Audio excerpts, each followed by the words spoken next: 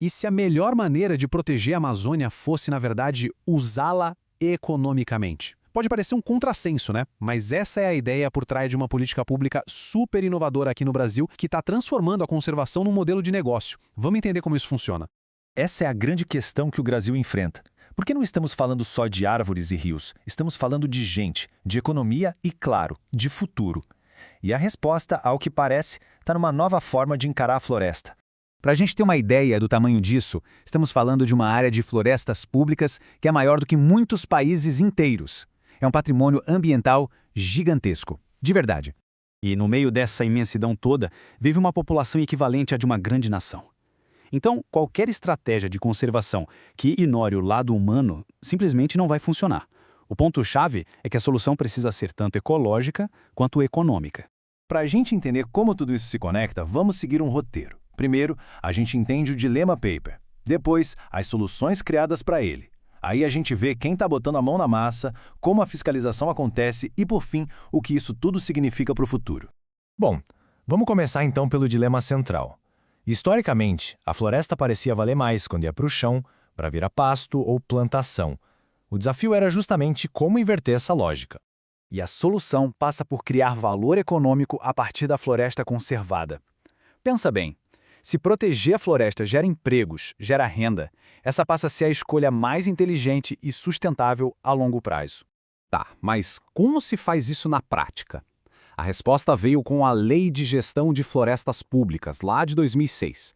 Ela criou o modelo de concessões florestais, que na prática são parcerias entre o governo e a iniciativa privada para usar essas áreas de forma sustentável. E aqui a gente tem basicamente dois caminhos, duas modalidades. Uma delas foca em usar a floresta que já está madura, como se fosse um jardim. A outra em recuperar áreas que já foram desmatadas, ou seja, curar as feridas da floresta. Vamos ver cada uma delas.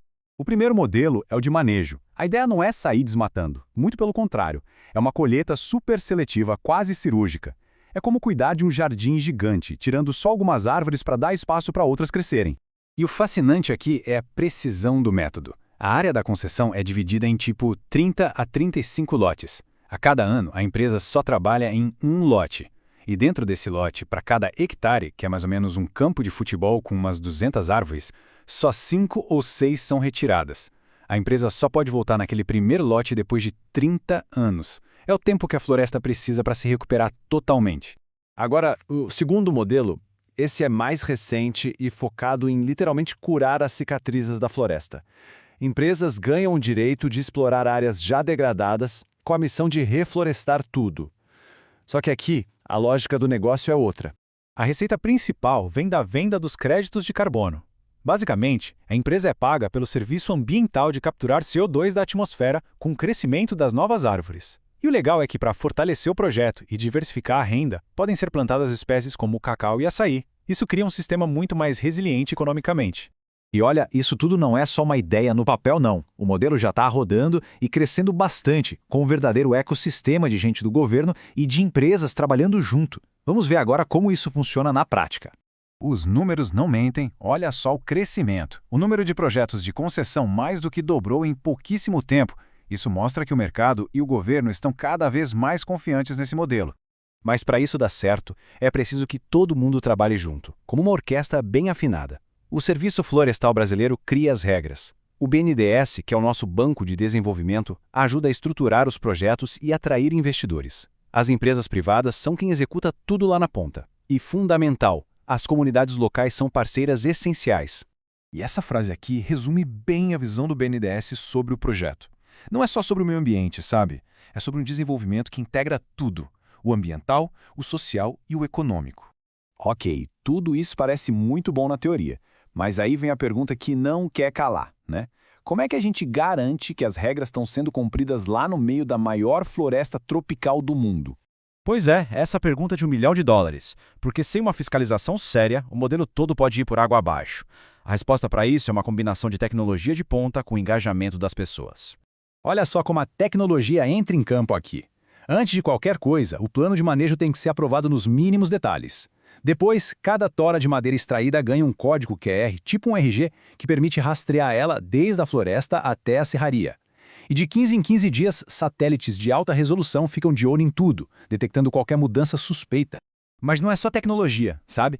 A comunicação também é chave. Como o pessoal do Serviço Florestal destacou, explicar essa ideia de usar para conservar não é uma coisa óbvia.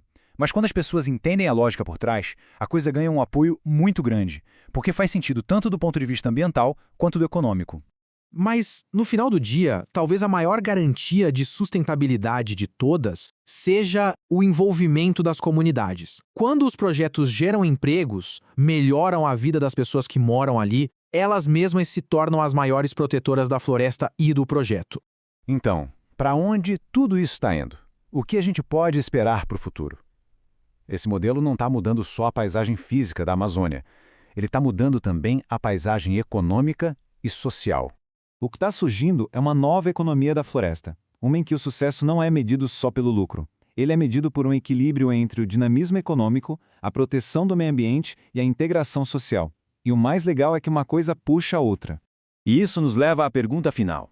Será que esse modelo brasileiro, de transformar a conservação em um negócio viável, pode servir de inspiração para as florestas do mundo todo? Porque o que está acontecendo aqui é mais do que uma política local. É um verdadeiro laboratório. E a ideia de que prosperidade e natureza podem caminhar juntas, talvez essa seja a lição mais poderosa que a Amazônia tenha a nos ensinar.